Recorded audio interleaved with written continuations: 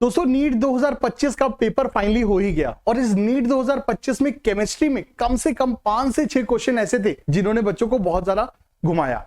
अब इन्हीं में से ही एक बहुत ही बच्चों बढ़िया प्रॉब्लम जिसको मैं कह सकता हूं कि जेई मेन लेवल की प्रॉब्लम है, जो कि बच्चों थर्मोडायनेमिक्स का ये क्वेश्चन था। अब बेटा देखो इस क्वेश्चन में हमको क्या दिया था। देखो नॉर्मली थर्मोडायनेमिक्स में जिस इंथैल्पी की नॉर्मली बातें होती हैं वो थी enthalpy of formation, bond energy, या फिर हो सकती है इंथैल्पी ऑफ एटमाइजेशन।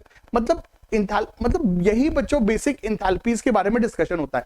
इस बार मैं कह सकता हूं कि मेरी नॉलेज में बेटा ये इंथैल्पी ऑफ ये जो क्रिस्टलाइजेशन है ये पहली बार नीट में बच्चों यूज होने वाली इंथैल्पी है। इसके पहले ये इंथैल्पी का जिक्र पहले नहीं हुआ था। जब भी हम थर्मोकेमिस्ट्री पढ़ाते हैं मैं हमेशा बच्चों से कहता हूं बेटा जो भी इंथैल्पीज है उनकी डेफिनेशन को याद करो, बहुत जरूरी है। अब देख लो बेटा उसी के ऊपर सवाल आ गया।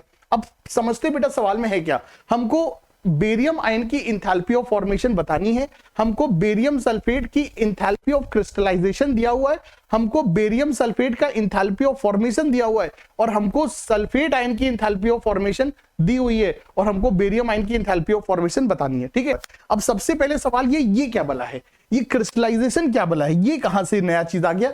इसी ने बच्चों को बहुत ज्यादा एग्जामिनेशन हॉल में बच्चों परेशान किया। अब देखो बेटा क्रिस्टलाइजेशन का मतलब होता है जमना।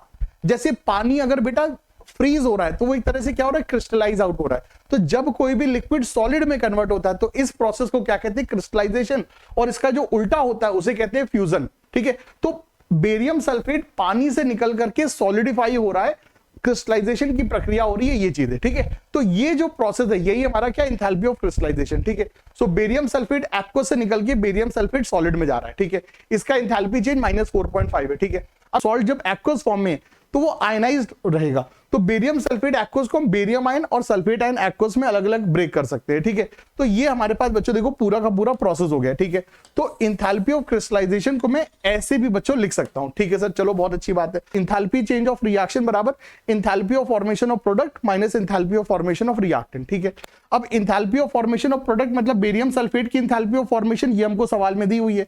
Enthalpy of formation of reactant में बेरियम आयन की इंथैल्पी और सल्फेट आयन की इंथैल्पी ऑफ फॉर्मेशन हमें चाहिए। इसमें से सल्फेट आयन की इंथैल्पी हमको दी हुई है, बेरियम आयन की इंथैल्पी निकालनी है। अब बस सिंपल सी बच्चों वैल्यूज आपने रख देनी है।